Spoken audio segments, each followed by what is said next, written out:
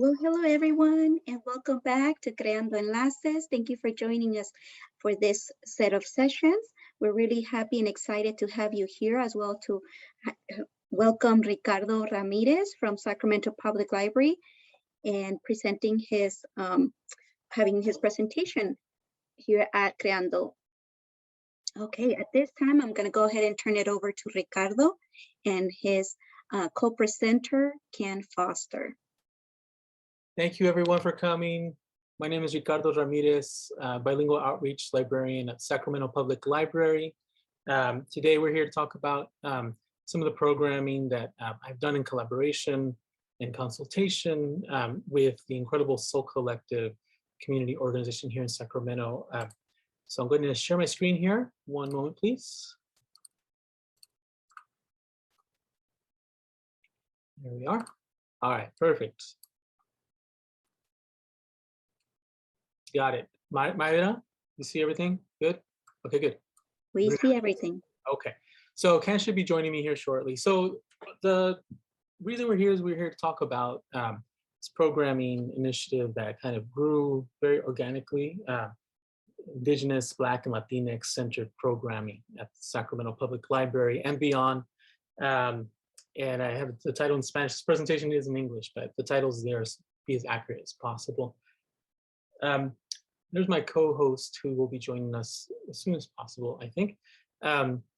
So Ken Foster, but I'll introduce myself, Ricardo Ramírez. Pronouns are he and they, and the Bilingual Outreach Librarian for the Youth Services Department at Sacramento Public Library. That means that we cover the entire system and the work that we do in that department, Sacramento, California, United States of America.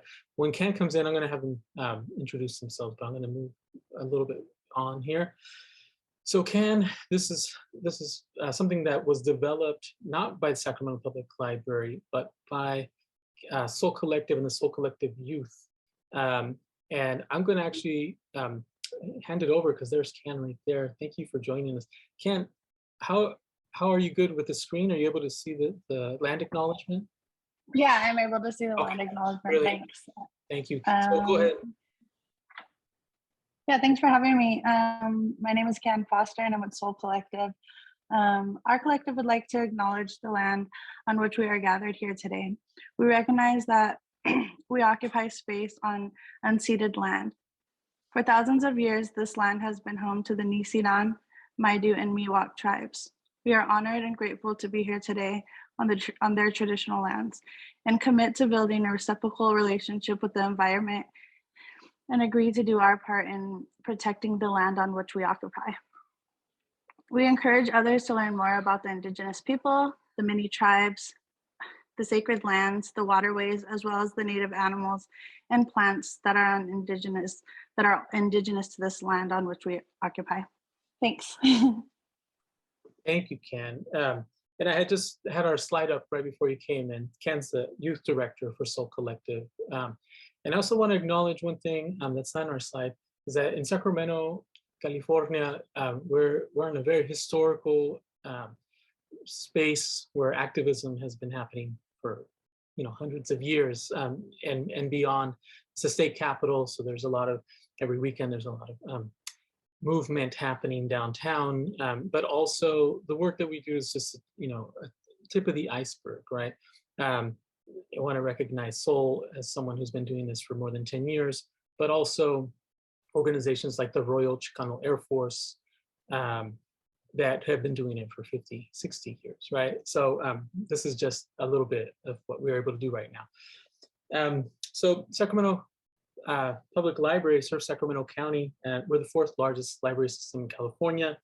We have 28 locations, 3 mobile services. We serve 1.4 million urban, suburban, and rural residents. And what's really important to note is a little bit of this excerpt from the census 2020. 10% Black or African American, 1.5% American Indian, Alaskan Native, and that's a really charged statistic there, right?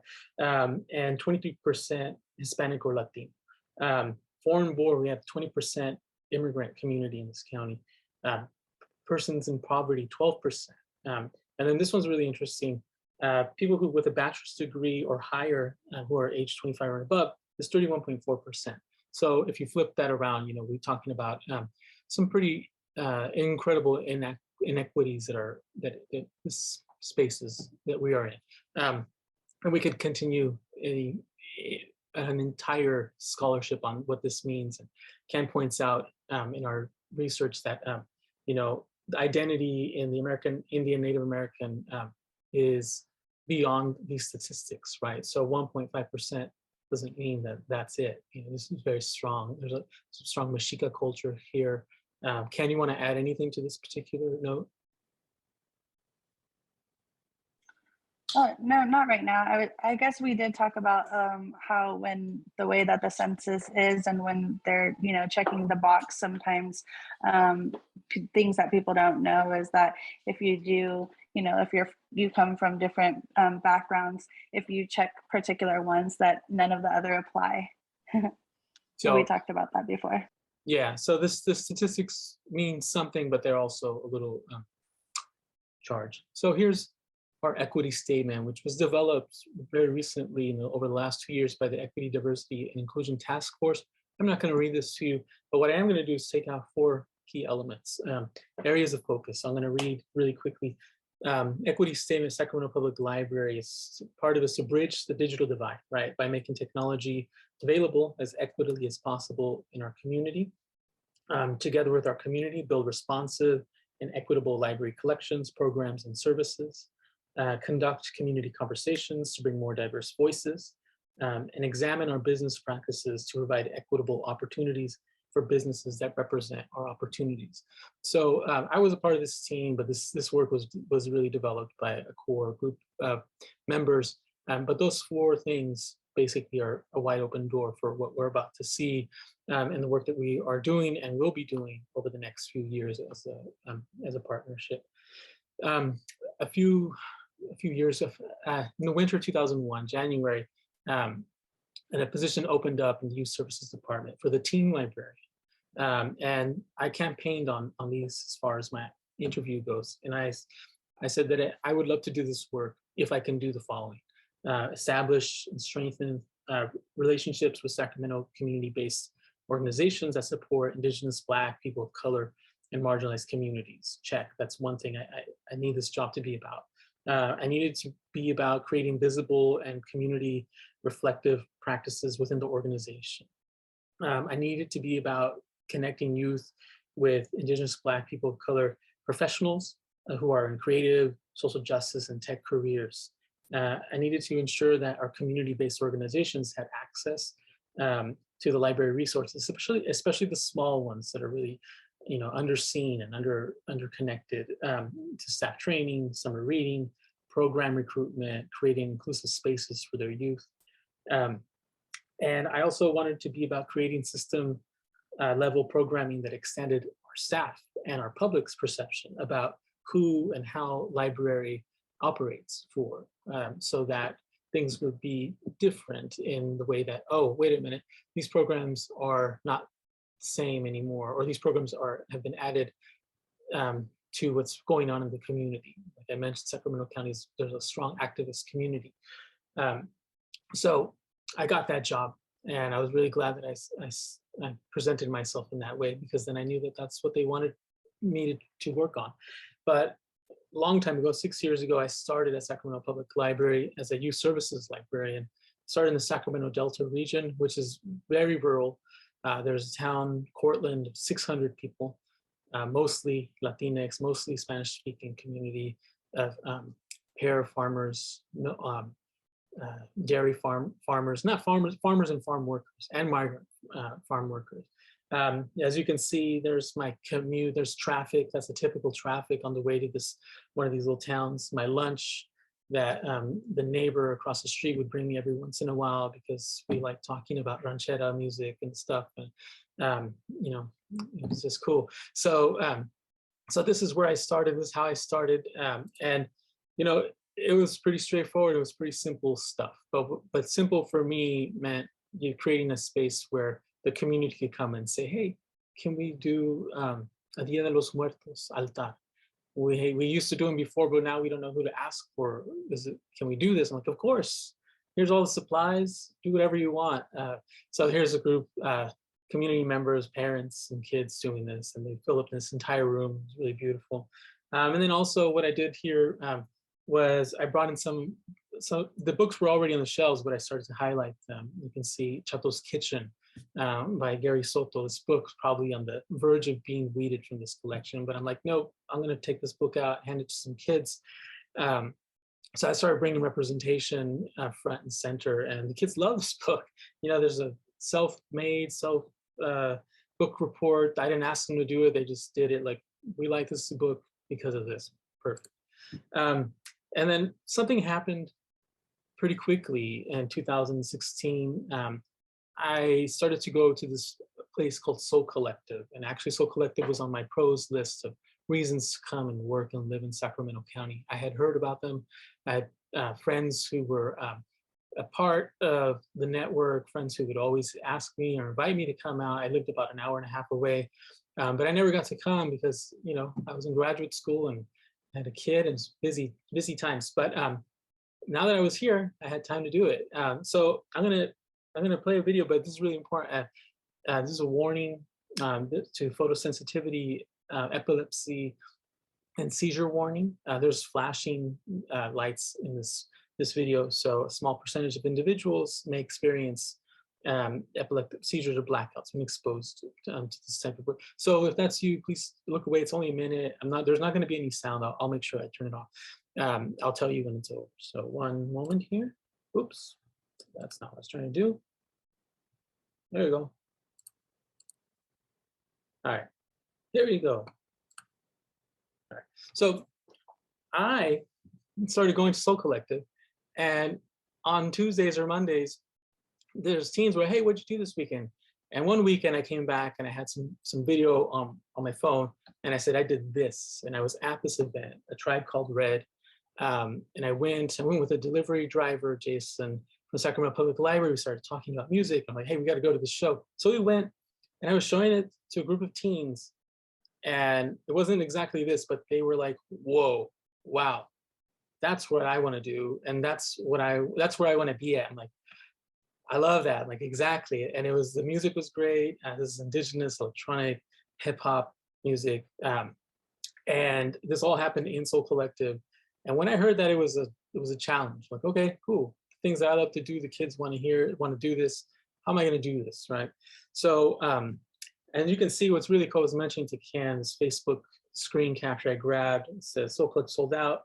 Has Can, Andrew, and 6 other friends who went to the show. I didn't know any of these people back then. I met them all through Soul Collective, all the people that are in this group. So the video's off. Thank you. There is no more video. There's no more flashing lights. Let me go to the next. Go to the next. So around this time, I also started to work at a different library, at a library where there was a lot of teens, and a lot of teens from all over the world, and a lot of teens that represented the Black community. And it was incredible to be a part of this. Thousands, it was on a school campus, thousands of kids every day before and after school. We had a water leak at one of our branches. We were closed for a couple of months. Our supervisor wanted to reopen it in grand fashion in a 2-day celebration.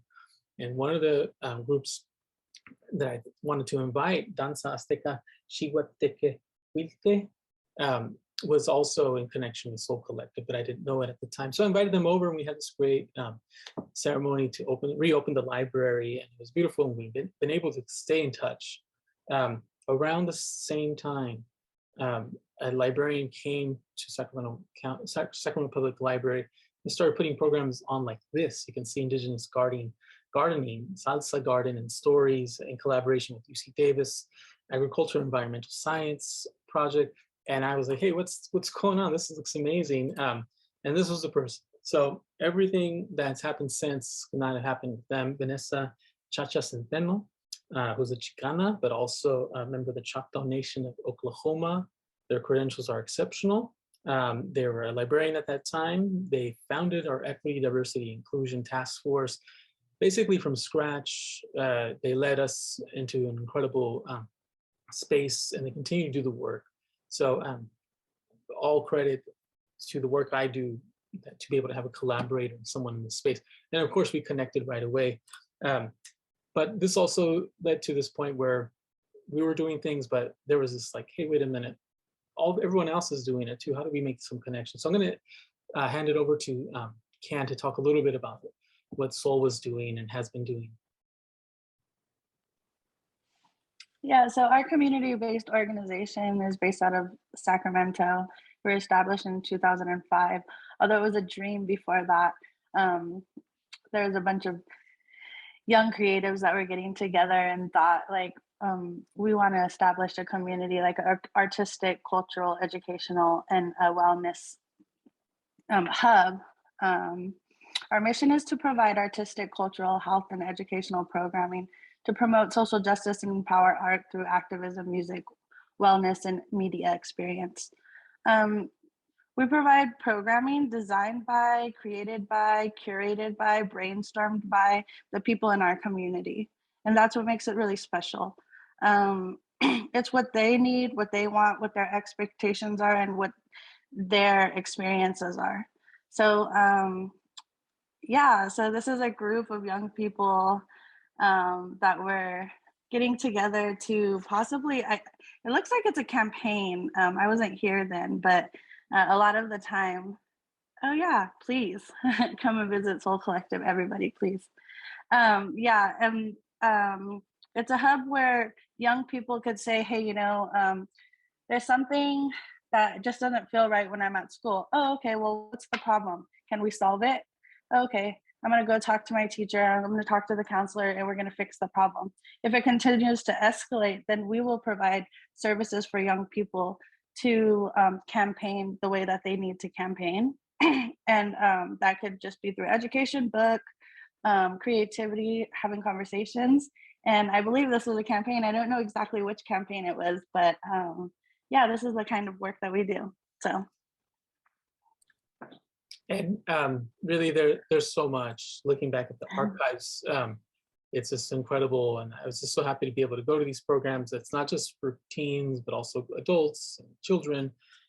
So flashing forward back to spring of 2021, where I'm in a position working with the Youth Services Department, we had a California State Library Youth Voice Grant project that was being coordinated by another librarian. And when it came down to have our meeting, like, well, you know, we need to invite people, I immediately said, well, we have to invite Soul Collective because they're doing this work and they've been doing this work for a decade.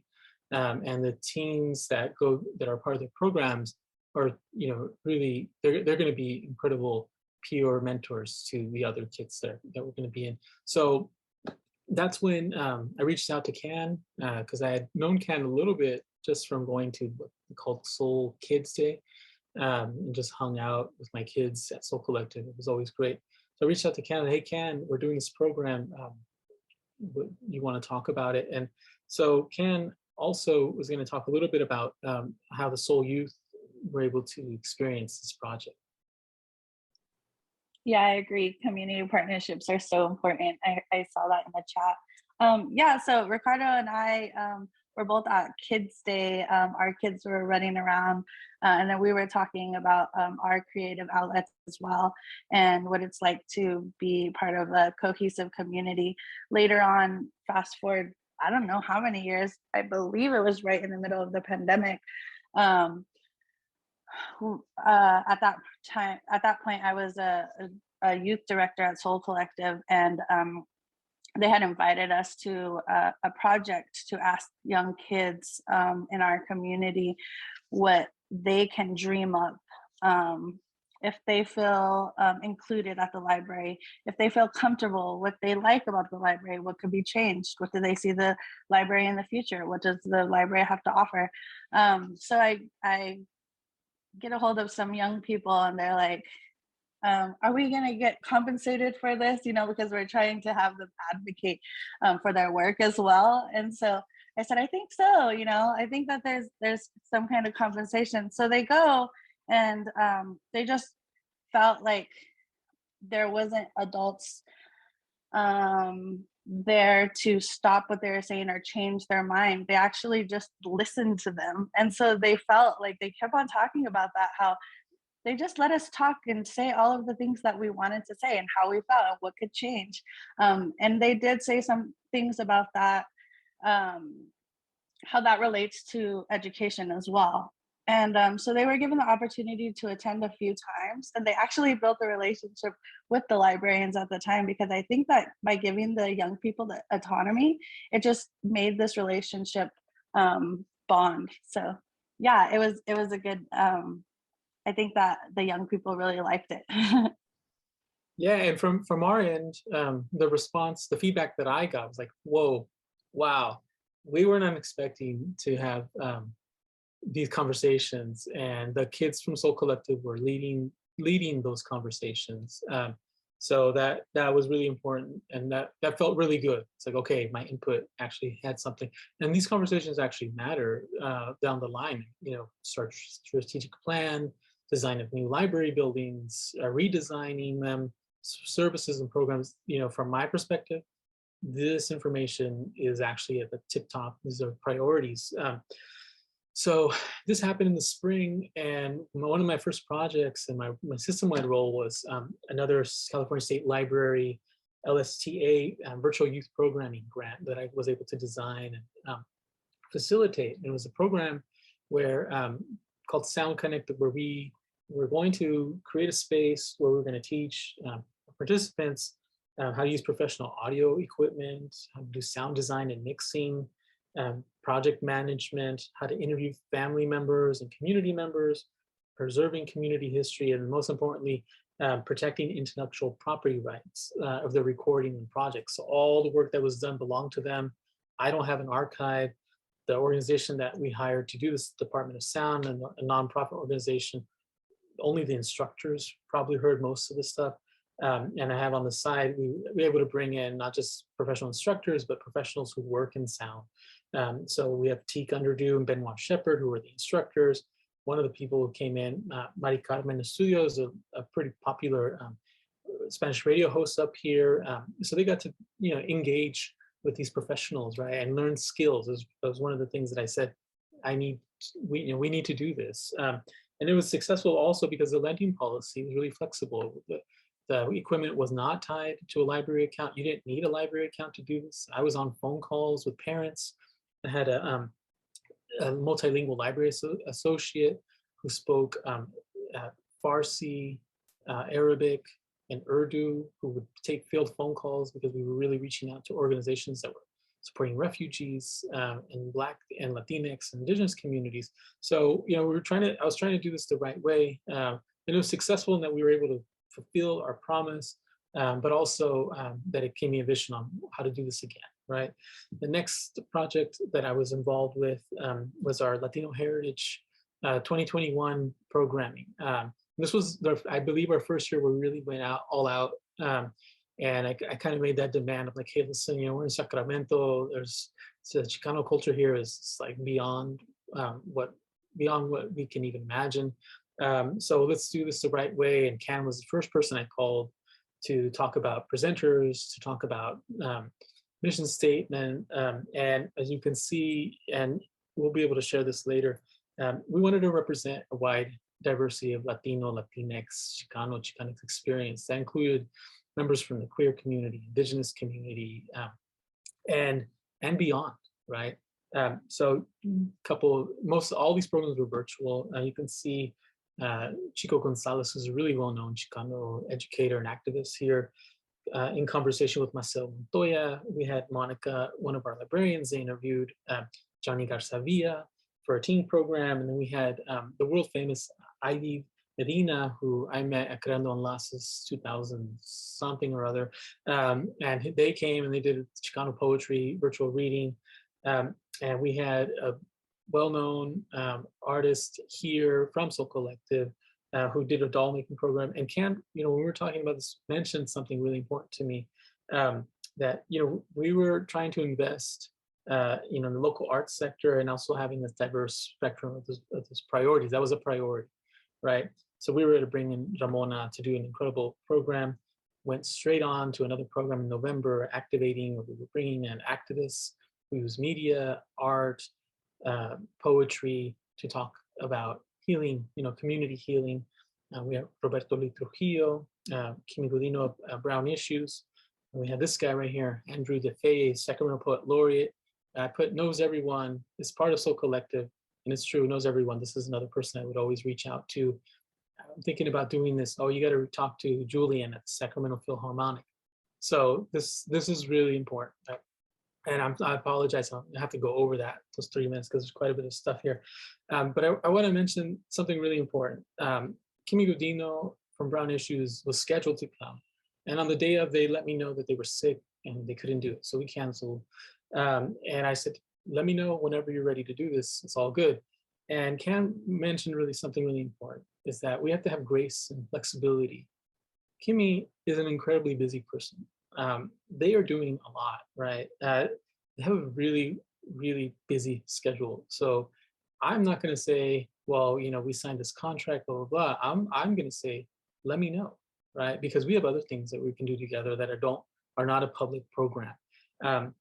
So we continued our conversation, and Kimi invited me to a middle school Brown Issues group. We were able to supply books to them. The recognition and the interaction with the youth continued. Who cares about our public program? This is actually the real work that we're trying to do here. And you can see some of the youth holding the books, and not just any books, but high quality books, right?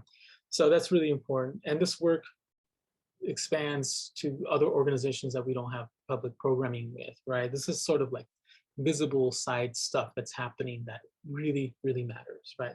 Chico Gonzalez and his students at the Met collected books for this organization called the Wellsprings Women's Center. There's No Questions Asked Women's Shelter and Resource Center.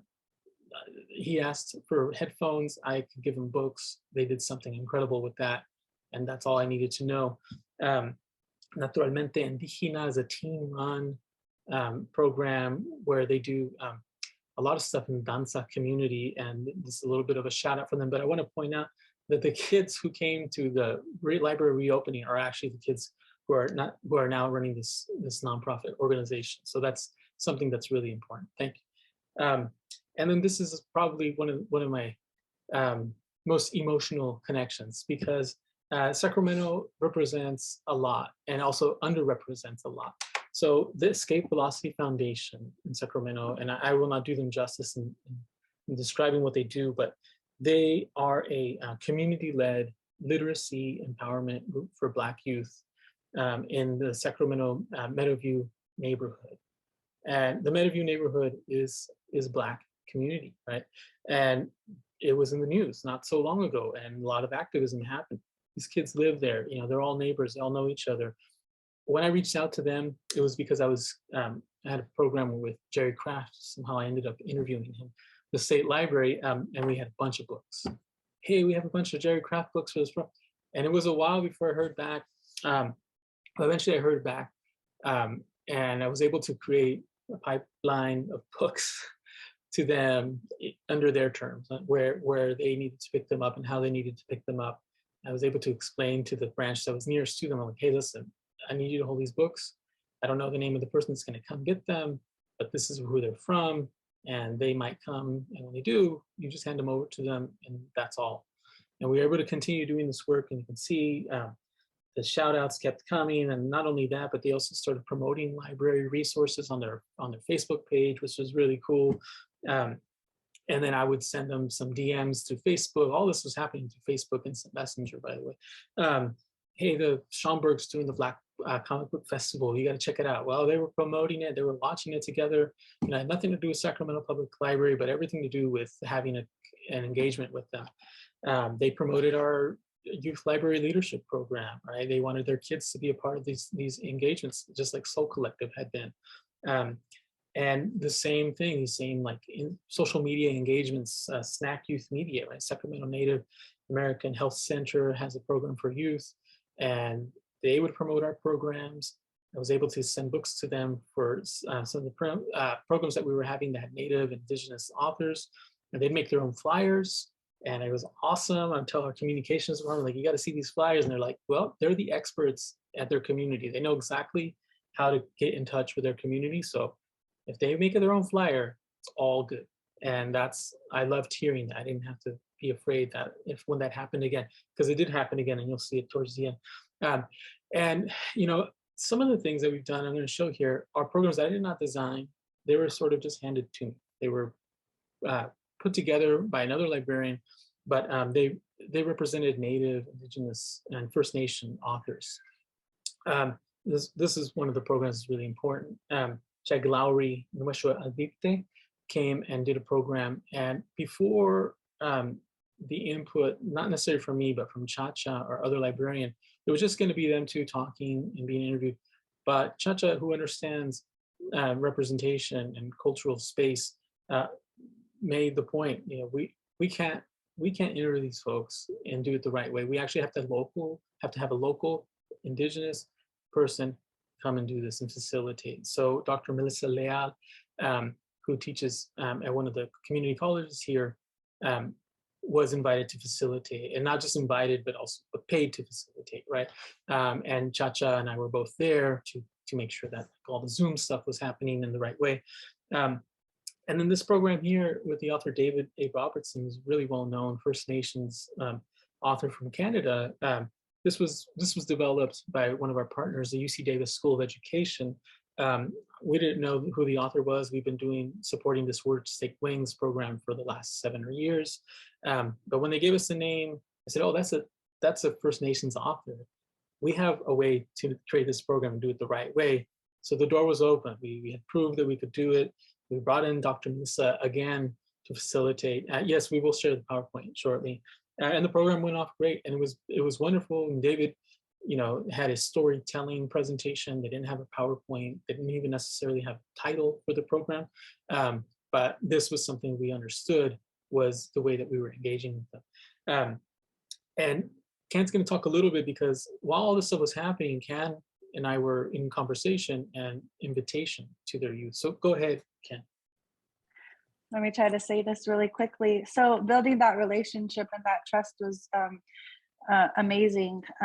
We built a good relationship, and trust, because we know of the communities that we're working with. Ricardo invited us to a book reading that somebody else from the library was doing, somebody that he knew, and said, hey, we're doing this online Zoom. Do you know anybody that would be interested? And I said, yeah, we have the Cap City Powwow Drum and Dance youth that actually, have been asking for different things for their kids to do. So we got these books and these bookmarkers, and they went to this Zoom, and the feedback that we got was like, oh, I love this book. The author, just hearing the author's story, it relates to me. This person looks like me. Oh, I know what he's talking about when he says these certain things. Anyways, those young kids, this particular group that gave me the feedback, it was 6 kids and a single mom. The mom read the book within like 2 days, I want to say. She read it to her kids, and they were able to have this conversation. The bookmark also has the picture of the guy. So then they were having these conversations at dinner time about the author. And it was nice to hear that story. Thanks. Yeah, thank you, Ken. And that was part of the thing. We had this partnership with UC Davis, and part of my advocacy was like, well, we need to have some books to give out to some of these kids who might not even be able to come to this thing. But it was incredible to hear Ken talk about this. And Ken, is it okay if we work together on these next few slides? Ken was sharing with me some of the impacts, right? Some of these books, their social justice groups, and that they do through Soul and through other organizations, because I know they have a partnership with Sutter Health to do zine programming and to do media programming and media mentorship. And I love seeing this, because this program for me, I was behind the scenes and doing this live, and Ken shares a photo of like the family doing the art workshop, right? And that was really important. And this, like I mentioned, it's not really doing the Soul Youth justice in the amount of time we have. But this project here there was a Raza and Rolas family festival, which was run by NorCal Resist and Chico Gonzalez. Chico asked me for some books. I'm like, hey, we got books. They put the books in this incredible paleta cart, and Ken, you know, I'm sorry, but I have to make sure we capture this last element, right? Because we talked about Latinx and Indigenous, but I want to talk about a little bit of our Black programming. But it's just incredible. And this is, I want to end it with this, right? This guy right here, Benoit Shepherd, we're the same age, we're from the same generation. We've had incredible phone calls, but they're doing something really important in this community, the music education, right? And when it was time to think about our Black heritage programming, they were the first person I called. I also called Ken, I also called Andrew, because, you know, this is a network, right? And, you know, this person right here, Miss Unicorn, is a Soul Collective alum, and they all mentioned Miss Unicorn. And I'm going to show you guys this really quick section. I won't show the whole thing. This is Bendix, the Tomorrow People. What is the magic that makes one's eyes sparkle and gleam, light up the skies? The name of the game is light's work. First of all, shout out to all Black inventors. You embody spotlight, I'll honor you front and center. Air conditioning, the hairbrush, and the guitar. Frederick Jones, Lydia Newman, Robert Fleming, y'all are stars. Creativity goes far. Black geniuses stand and live it up. Did y'all know we invented the mop, the lock, mailbox, the stovetop, the list? It still don't stop. We keep on keeping on. So when I talked to Space on the phone about this project, I said, you could do whatever you want. I've been to your Kids Day programs. You just know. So they created a 45-minute program from scratch. And that was, you know, a minute of it. But I think what's really important is that the people who saw this program in the Zoom room, I've never been in such a vibrant space. The chat was going off. People had their cameras on and they were dancing, and it was just like the best. I felt so good.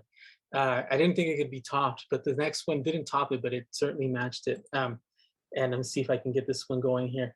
So this was the BTU Arts Ensemble. That we want to really put across is, you know what, we need to use these forms of expression to find a way to bring ourselves joy and peace, and to relax and find ways to step forward in a positive, sustainable way. Peace, everybody. My name is Self. This is Bigger Than Us Arts. This next joint is called Electric Relaxation from a Tribe Called Quest.